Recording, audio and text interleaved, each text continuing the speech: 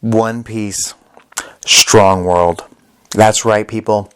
I just finished watching One Piece Strong World in theaters tonight, and it was absolutely fan-freaking-tastic. Today, Sunday, November 7th, One Piece Strong World came to theaters here in America in the English dub, and I went and saw it, baby.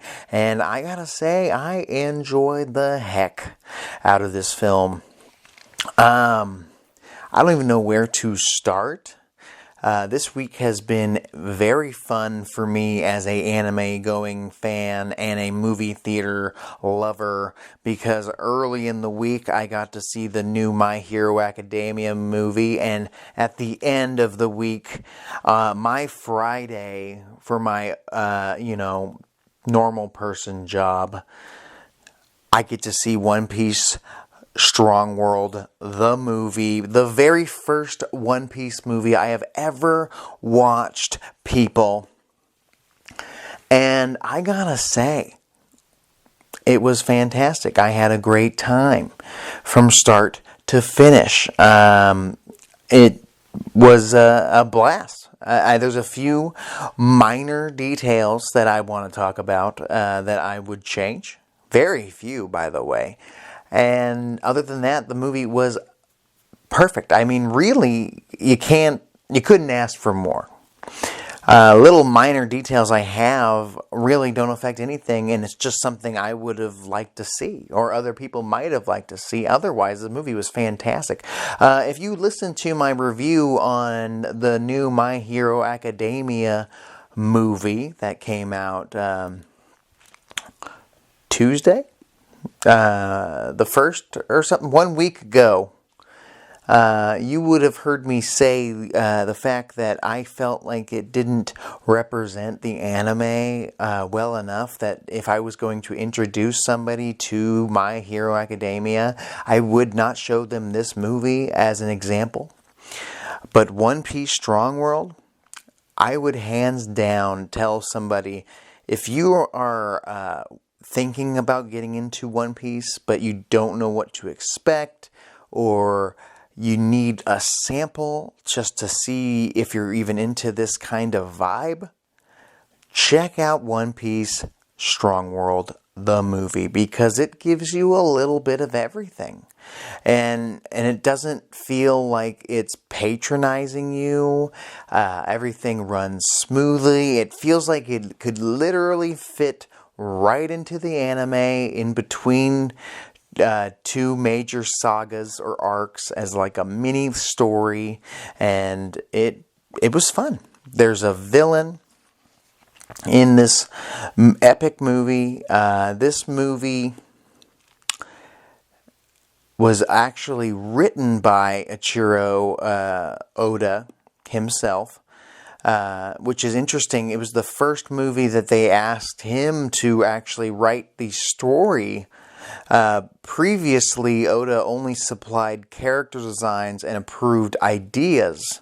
This was the first time Toei Animation personally asked him if he would write a script for this movie. And it makes sense, because every character in this movie felt like an Oda creation, and then obviously Luffy, Zoro, Sanji, Robin, Nami, Usopp, Frankie all felt like themselves. There was no inconsistencies that sometimes you get in anime movies because they aren't canon, or they aren't actually written by the actual author of the actual manga. And this time, Oda probably wrote a lot of this. I know they say he wrote it, but maybe he wrote the first draft and they took it and elaborated on it. I don't know. But he wrote a lot of it. And the characters, you can feel it. I would actually, honestly, I like this movie so much. I would, if they made a manga version of it, I would read it just to see if there was anything I missed. I've been recently ahead in the anime, but I'm watching the manga and the anime at the same time. And it was nice just to sit back in a movie theater. I'm so happy I went and watched this movie in theaters tonight. The one night it's going to be in theaters in the dub, which I saw it in. And I'm just so happy because it felt theatrical. It felt like a movie that you could follow. I just really enjoyed this movie from start to finish. It really kicks off with a bang with the main villain, Shiki, I believe. He goes around and he attempts to... He can control the gravity. He has like the float fruit ability, where anything he touches he can make float and he can manipulate. And that's interesting and very elaborate. And sometimes he seems stronger than he did at other times. They also, right when he shows up, it kicks off with him beating up a bunch of Marines. And Garp, Luffy's grandpa, was there saying, "Oh shit, Shiki's back. Where has he been for 20 years? Last time we saw him, he was getting his ass beat by Goldie Roger. And now he's back." So Goldie Roger didn't put him down. But now he's back with a new maniacal plan. And it was pretty epic. By the way, the art in this movie was fantastic. I would say just a few minor issues for me was they like to make the ships CGI. And they've been doing that in the anime openings as well. Where I'm at currently in the anime, and that the CGI blending with the 2D sometimes bugs me, but it wasn't super noticeable in this movie. But I don't know, they don't do a whole bunch of wide shots of the ships too often in this movie, so it didn't bug me that much. But I don't like when they blend the CGI and the 2D animation. But a lot of movies are doing that now. Sometimes it's okay. This one I thought it wasn't that bad, but it did catch my eye.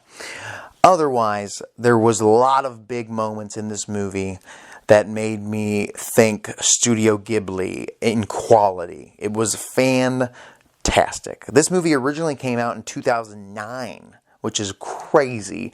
It is 2021, November 2021, and this bad boy came out over 10 years ago. That's insane, and it looks gorgeous. It looked better than the My Hero Academia movie I just saw a week ago, and that's sad in a little bit of ways, because it's 10 years older. I gotta say, I had a much better time watching this movie than the My Hero Academia movie. I enjoyed the My Hero Academia movie, but this movie really felt like it could just fit into the anime. The story didn't feel contrived. They knew what they were doing. These movies are usually not canon with the anime.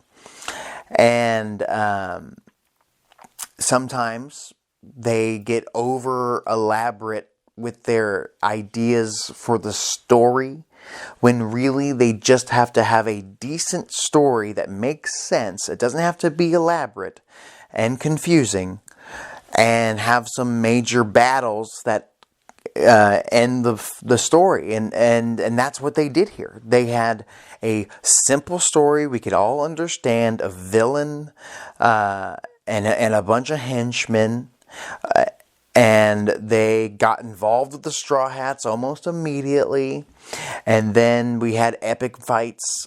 We had a bunch of story, character building in the middle, but then epic fights at the end.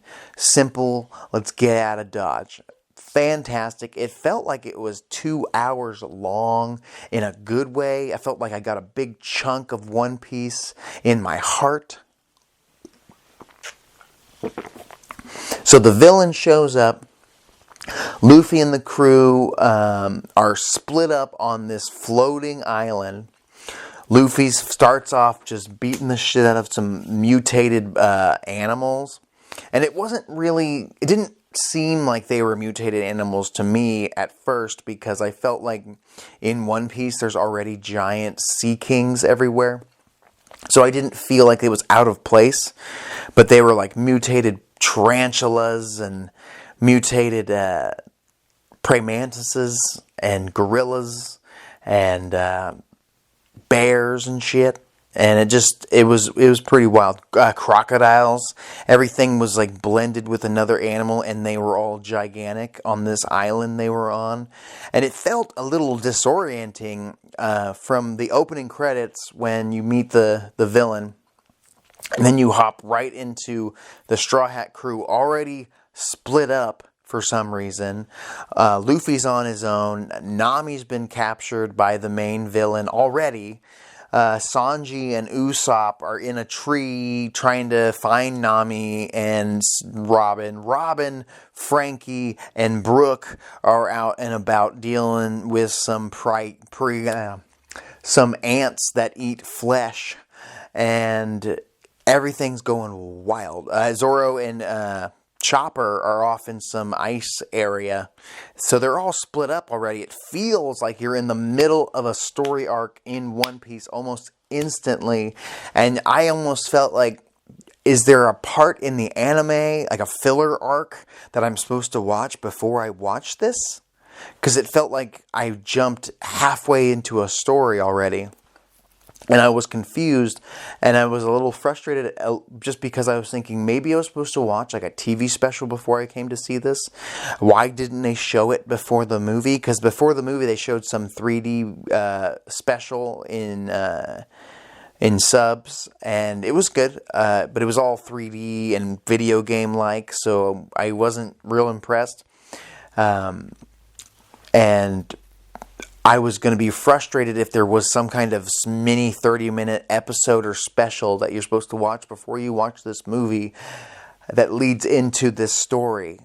But luckily, that wasn't the case here. This was actually just days later. So the crew gets split up, and then you see Nami captured by the main villain, Shiki. And he's asking her to be a part of his crew as his new navigator. And she's like, how did this happen?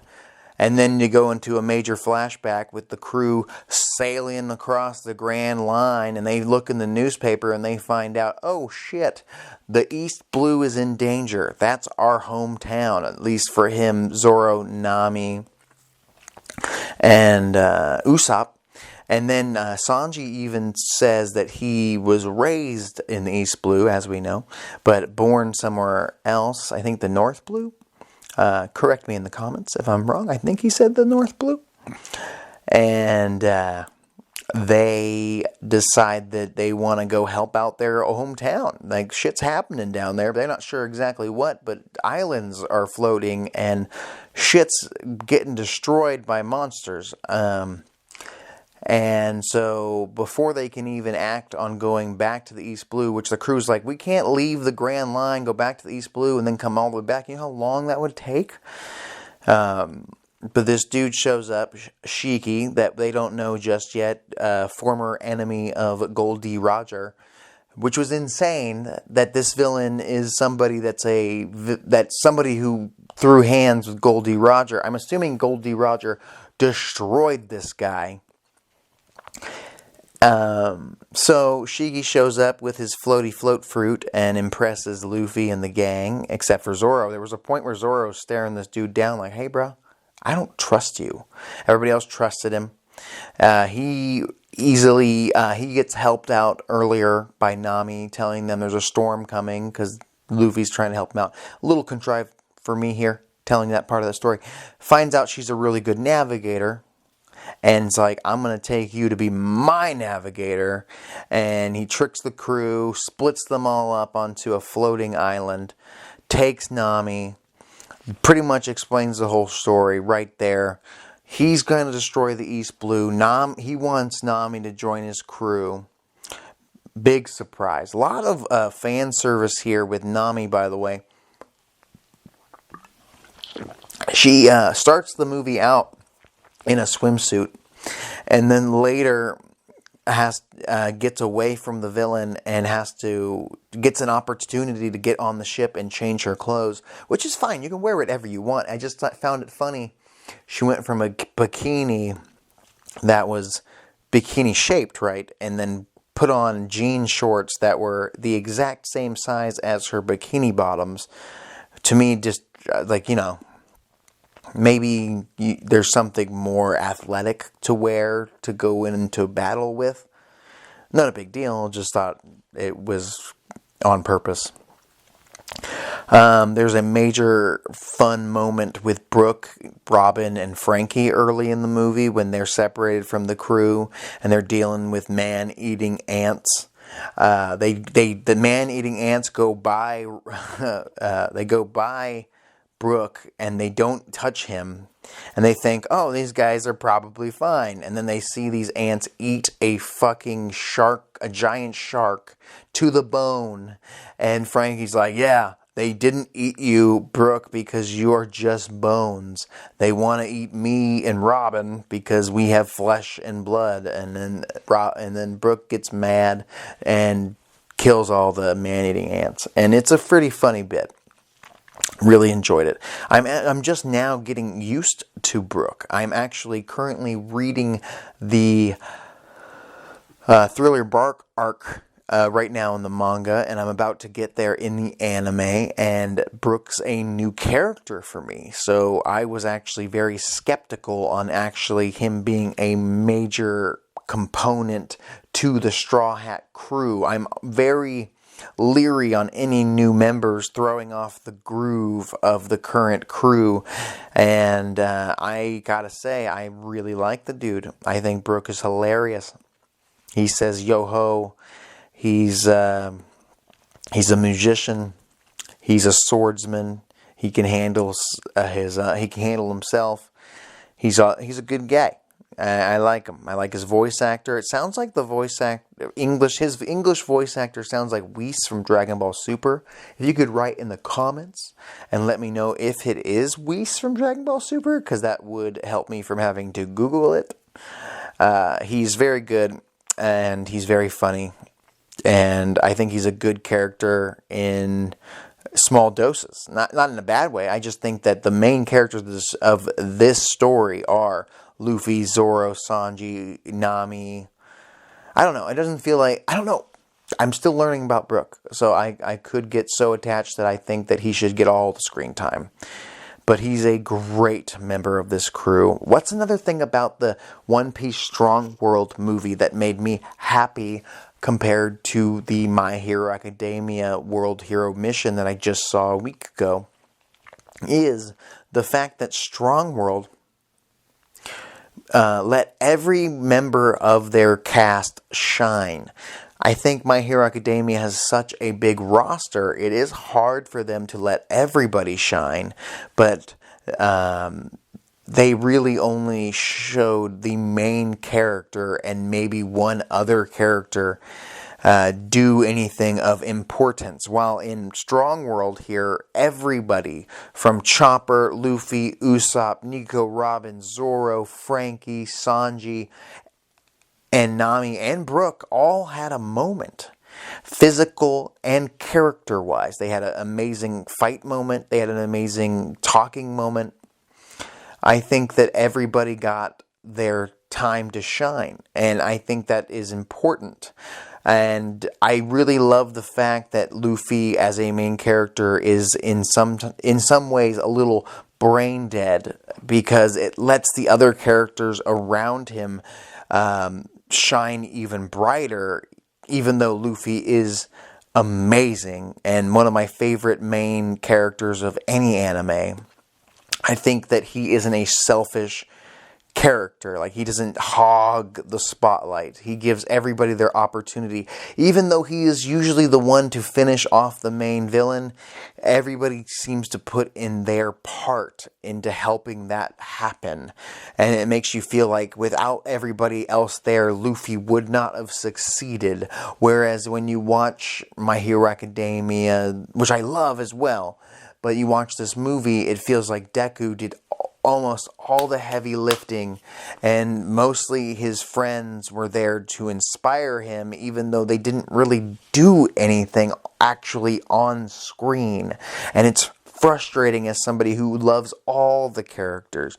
And One Piece is so good at showcasing them, giving them an opponent to fight, which was absolutely fantastic. Luffy really quickly gets back together with Nami. Nami's captured and finds a way to escape through a pool that has an escape hatch to get away from the main villain Shiki and his crew, because she was basically being held captive until she agreed to bend the knee and be the navigator for this dude, because she can predict storms, which would affect his floating ability. And there's a funny part with Sanji and Usopp. They're looking for Robin and Nami. Zoro and Chopper are also split up, and they're doing their whole gimmick. There's a hilarious part after Chopper and Zoro save this little girl that's in the snowing area of their island. For some reason, there's elements to one part of the island. They've been there for days. By the way, after they got split up, days have passed. So Chopper and Zoro were stuck in this icy part of this island because Zoro got them turned around because he's terrible at navigation. And I love that because they're like, when they saved this girl from freezing to death, they were like, we've been stuck here. And she's like, why? You go right over there. And she points to the right or something. And it's like, yeah, if you go that way, my village is over there and it's not so snowy and freezing. And this whole time, Chopper's been following Zoro, even though he's been leading him in the completely wrong direction. Sanji and Usopp end up at this island full of her people, and eventually Zoro and Chopper show up, and it's hilarious, because Chopper's like, oh my god, Sanji, Usopp, we've been looking for you, and Zoro and Sanji just say, oh, it's you, and they don't even, blink, they just go, fuck. Of course you're the first person I find. And I think that is hilarious. So they deal with the giant monsters early in the movie, right? And then very quickly, like I said, Luffy and Nami get back together. The whole crew really gets back together, except for Nico, Robin, Frankie, and Brook, who end up getting a little information from a bunch of crews. There's a bunch of pirate crews gathering on this island, this floating island. I'm not sure how they're getting there, but they're gathering on this floating island, and they're all wearing suits and ties, which will tie in later to the movie, which is awesome.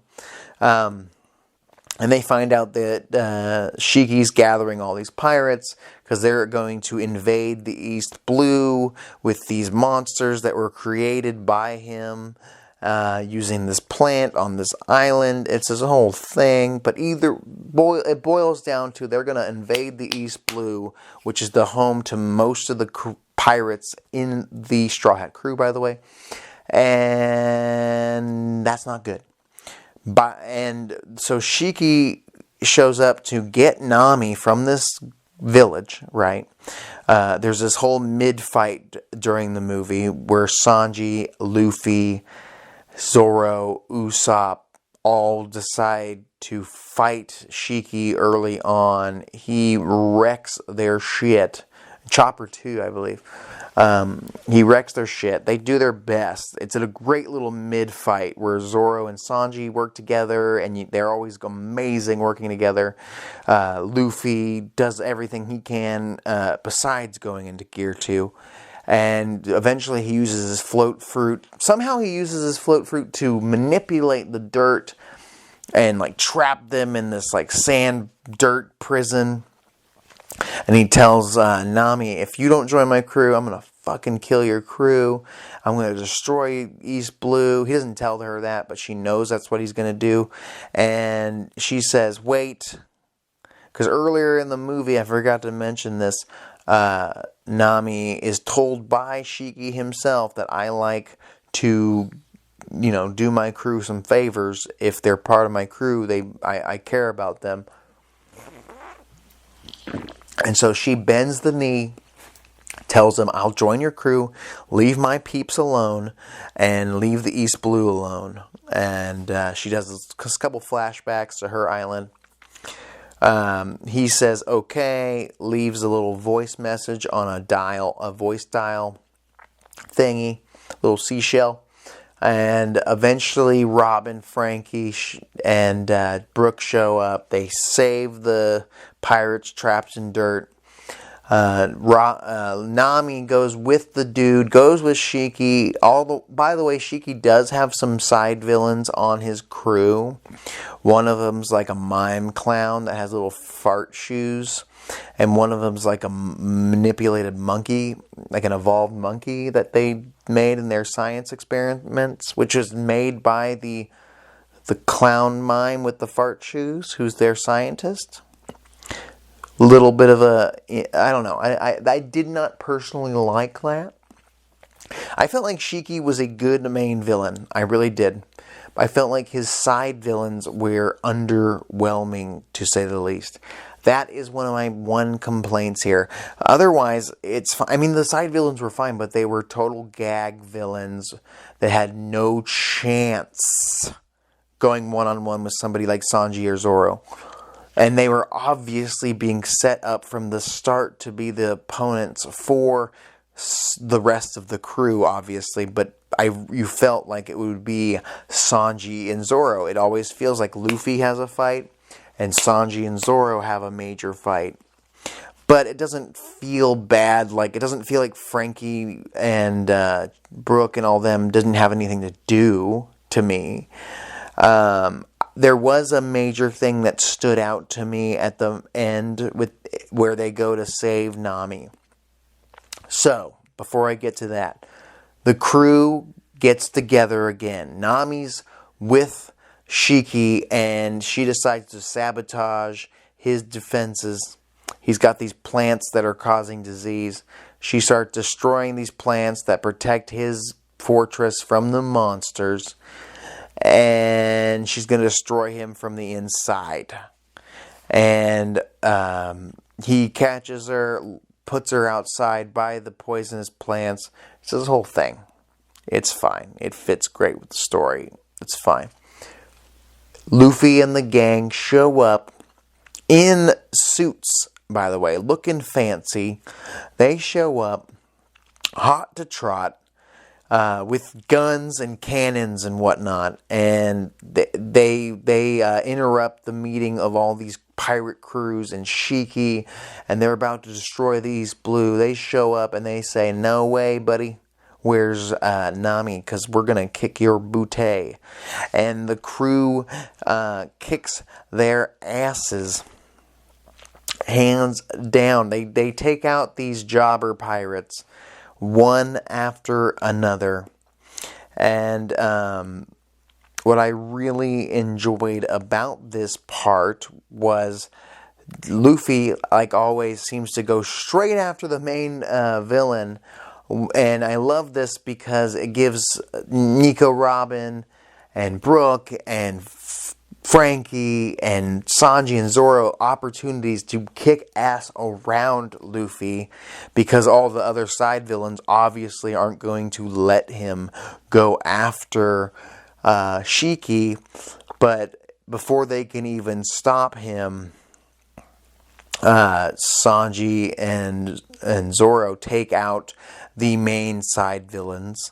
The outfits in this movie were so good. If you look at Google the outfits for this movie, Luffy's pirate coat and Zoro and Sanji in their suits looking badass. Usopp comes out with this crazy samurai helmet and his Kabuto slingshot. Brook kicking ass, taking names, doing his silent humming swordsman technique gimmick. Frankie doing his strong right, guns left, Nico Robin doing her hands gimmick, her flower fruit gimmick. It's great. My one complaint here for the end of the story with the major fights would be that Sanji and Zoro's main fights were really short. They were satisfying, but they were really short. And in some ways I'm glad they were short, because the villains they fought were not really developed as threats. They were mostly goofballs. They are dangerous to the average person, but to Zoro and Sanji, they are just obstacles to overcome. And Zoro fights the clown doctor that created this serum that's been manipulating these animals to destroy shit and transform and evolve. And Sanji took on the gorilla man thing, and they beat them quickly. He saved Nico Robin. This was my issue here with the fights, though. Nico Robin is a assassin. She can handle herself. Nico Robin is one of the best female anime characters that I know of. And I feel like she deserved her own opportunity to kick ass and take names. And I think she did get a couple opportunities to do a little bit here and there. But I think that the gorilla capturing her and they doing the little King Kong gimmick did feel like she felt a little like a helpless damsel in distress, where I've never felt like Nico Robin, except when she was captured at Eni's lobby. Felt like a damsel in distress, but she was captured by some major villains in Water 7. But here she was just being held captive by this gorilla who wasn't much of a threat. To me, he wasn't set up to be that dangerous. Whereas Sanji shows up and whips his ass with his flaming foot attack. And it was really funny because Brook actually catches Nico Robin and Sanji's like, "What the fuck, man? That's the best part, saving the damsel."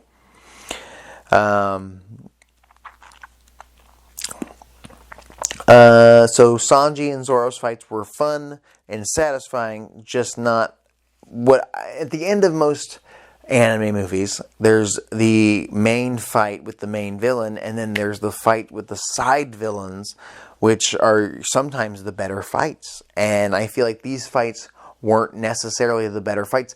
And the best part about One Piece, to me, honestly, is the fights aren't the main part of this story. The story is the best part of One Piece. There are some really good fights, some really good strategic, quote-unquote, fights in the series. But really, the fights in this come down to Zoro and Sanji using their ultimate moves and winning the fight. And then the main villain got a more elaborate fight with Luffy, which was well done. But I've seen better movie anime fights, but it didn't matter because the story was actually very well done. Even it was not overcomplicated, but I felt like it made sense with connection to the anime, but also in this own little pocket universe of this movie. I never felt like I was thrown off, like that didn't make sense.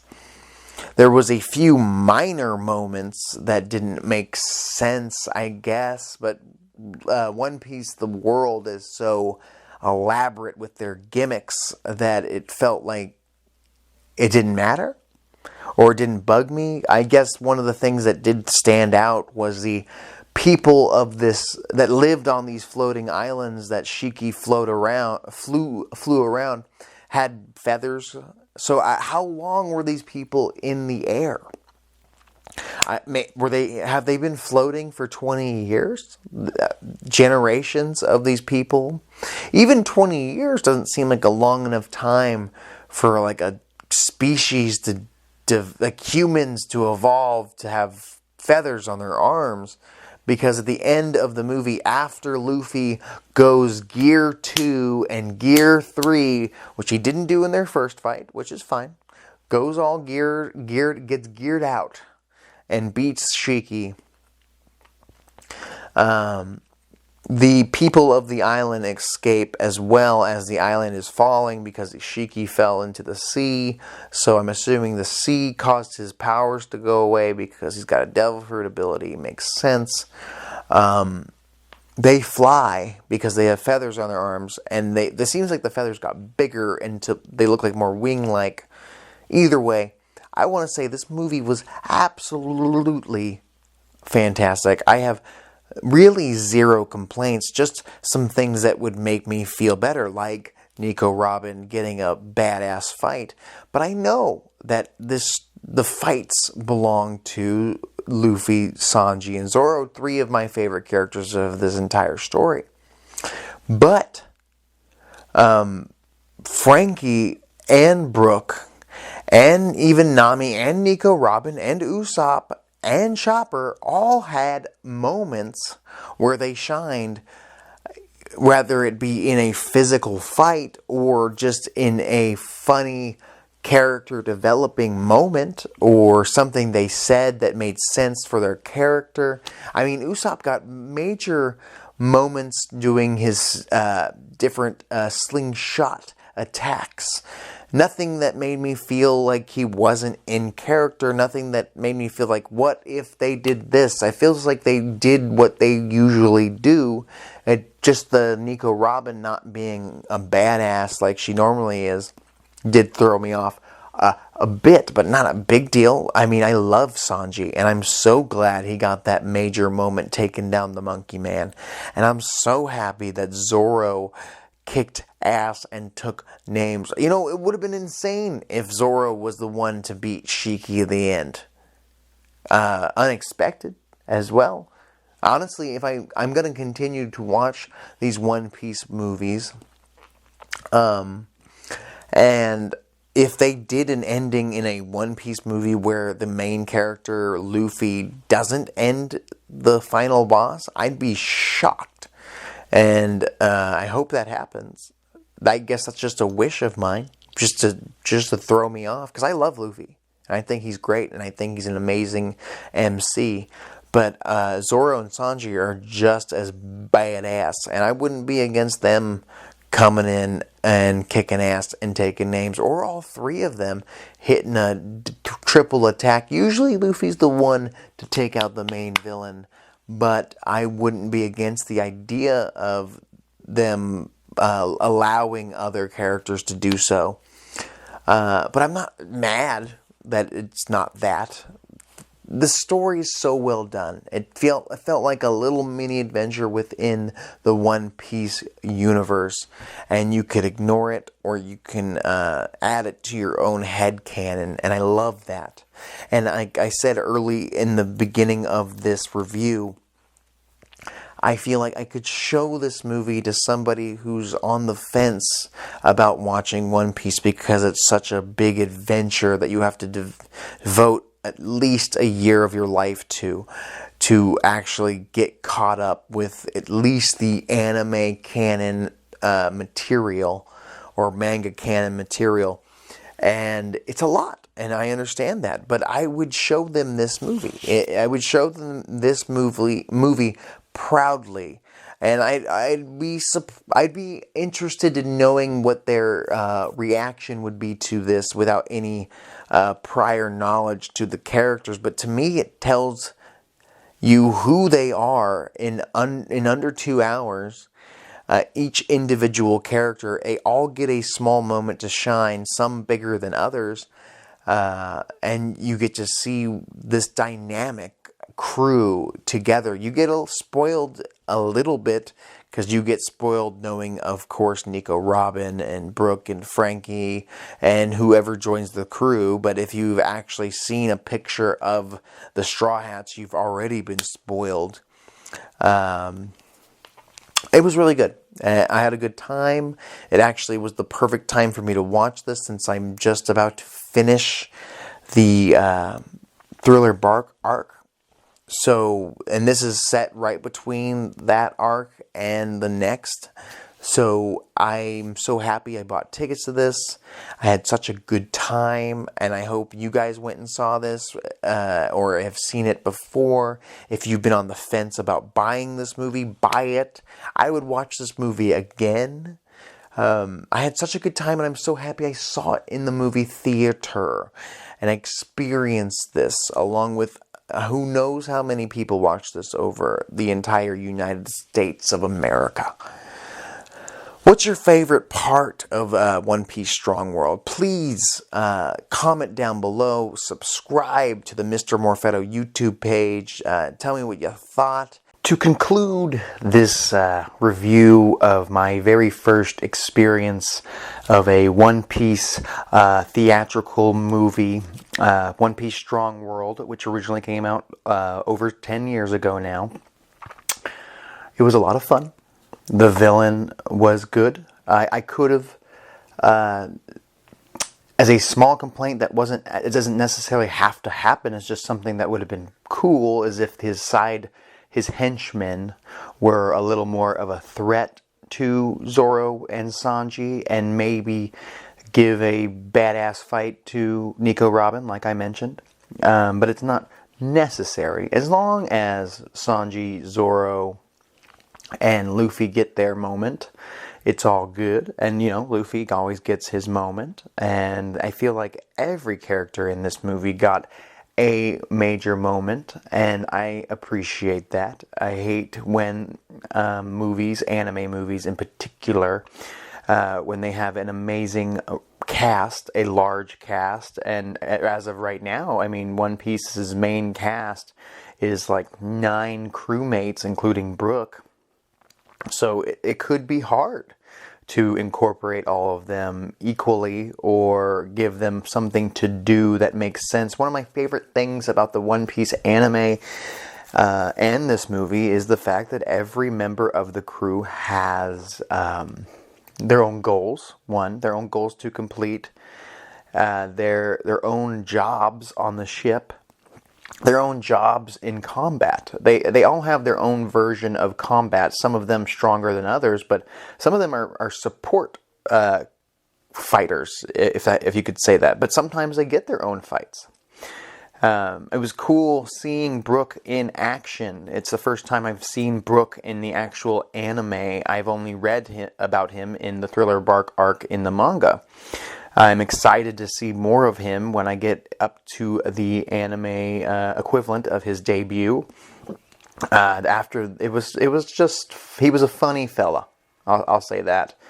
And I can't say I regret paying $25 for me and my wife to go see this movie in a large theater with expensive popcorn and soda. I think that it was worth every penny, and I think that it was the perfect length. And like I said, I guess the only issue I had was the main villain was fine. It was just his little henchmen were kind of weak, and it's okay because Zoro and Sanji just whip their asses. But I didn't feel like they would be much of a threat to even somebody like Nico Robin or Brook. Or really maybe just Usopp. But he's becoming more and more of a badass as time goes on in the anime. So really the only main threat was the main villain, which is fine. And I think that he had a cool devil fruit ability. He could float things around. And it seems like with devil fruit abilities, I'm starting to think that they are as strong as the imagination of the person wielding them. Because he was like manipulating the earth and trapping them within this earth-bound prison, like I mentioned.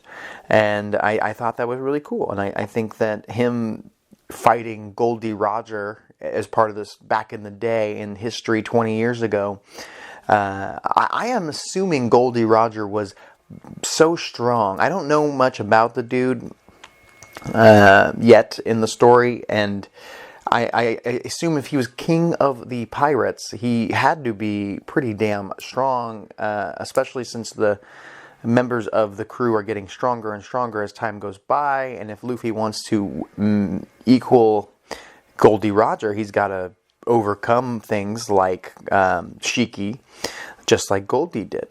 But either way, I had a great time. If you haven't seen this movie, check it out. It was written by Eiichiro Oda. I usually just call him Oda. And it was fantastic. And it's a blast. So go see it. It's a beautiful movie, by the way. Even if the story was crap, which it's not, the movie looks gorgeous. And like some of the best stuff, better than anything I've seen in the anime to date. The fights, just the scenery looked great. The monsters, or the genetically manipulated animals on this floating island looked great. Just small little details that made me go, what was that? Like the people with the feathers that eventually flew at the end. That made me go, okay, I guess. I mean, was this necessary? It made me think that. I was like, was this a necessary thing? Having people that can have wings and fly? And how did they grow wings? Did they evolve into having wings over 20 years? I mean, is that how long they've been floating? It doesn't seem too logical, but this is One Piece. They even mentioned Skypiea a couple times, which was cool. I like that they drew from that, because they basically said, oh, this dude Shiki has been to Sky Island, which makes sense, because they were saying, like, how could an island float at one point? And I was like, you've been to Skypiea. What are you talking about, Luffy? I'm Mr. Morfetto. What did you think of Strong World One Piece film? The first one written by Oda. What'd you think? I had a great damn time. And that's about it. And I'll talk to you later.